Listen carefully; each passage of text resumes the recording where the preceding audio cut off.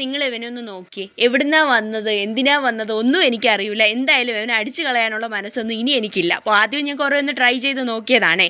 സത്യം പറഞ്ഞാൽ ആദ്യമായിട്ട് ആശാനെ ഞാൻ കാണുന്നത് ഞാൻ ടോപ്പിൽ, അതായത് ടെറസിൽ തുണിയൊക്കെ കഴുകിയിട്ടിട്ട് എടുക്കാൻ വേണ്ടി പോയപ്പോൾ എൻ്റെ ഡ്രസ്സിൻ്റെ മുകളിൽ കിടക്കുന്നതാണ്. എൻ്റെ അടിച്ച് ഓടിച്ച് വഴക്ക് പറയാനൊക്കെ നോക്കി. അപ്പോഴും ആളിങ്ങനെ കറങ്ങി നിൽപ്പുണ്ടായിരുന്നേ. അതിനുശേഷം ചാർലിക്ക് ഫുഡ് കൊടുക്കാൻ വേണ്ടി ചെന്നപ്പോൾ കൂടിനടുത്തും ഇവനുണ്ട്. അപ്പോൾ ചാർലി ആദ്യമേ വൻ കൂട്ടാണ് അവനുമായിട്ട്.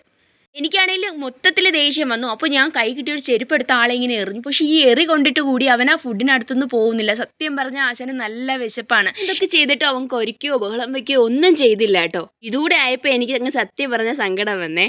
എന്തായാലും നമ്മുടെ ചാർലിക്ക് ഒരു കൂട്ടായിട്ട് അവൻ്റെ ഒപ്പം ഇവനും കൂടെ അങ്ങ് നിൽക്കട്ടെ എന്ന് വിചാരിച്ചേ. അപ്പോൾ ഇപ്പോൾ എന്തായാലും ഞാനിങ്ങനെ ഫുഡൊക്കെ കൊടുത്തൊന്ന് സെറ്റാക്കി ആളൊന്ന് ഇണക്കി എടുത്തിട്ട് കുളിപ്പിച്ച് അടിപൊളിയാക്കുക. അപ്പോൾ അവൻ്റെ കഴുത്തിലൊരു മുറിവ് പോലെ ഉണ്ട് കേട്ടോ. അതുകൊണ്ടാണോ എന്തോ കഴുത്തൊരുമാതിരി ആക്കുന്നുണ്ട് ആൾ.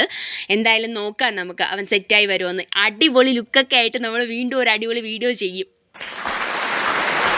തന്നെ അവൻ ഈ തീപ്പട്ടിക്കൊള്ളി പോലെയുള്ള വാലിങ്ങനെ ആട്ടി കൂടെ നടക്കുന്നുണ്ട് കേട്ടോ. എന്താവും എന്ന് എനിക്ക് അറിഞ്ഞൂടാ, ഏത് ബ്രീഡാണ് ഒന്നും എനിക്ക് അറിഞ്ഞൂടാ. ഈ പെറ്റ്സിനെ വേണ്ട, പെറ്റ്സ് ഒന്നും വളർത്തൂല എന്നൊക്കെ പറഞ്ഞുകൊണ്ടിരുന്ന എൻ്റെ ഒരു അവസ്ഥയാണ് ഞാനിപ്പോൾ ആലോചിക്കുന്നത്.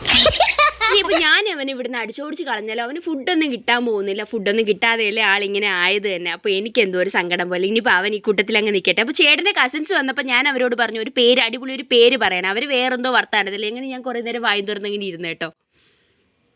അതുപോലെ തന്നെ അവരൊരു കാര്യവും പറഞ്ഞു. എന്താന്നല്ലേ, എടാ പറ, ഒരു പേര് പറ, പേരിട.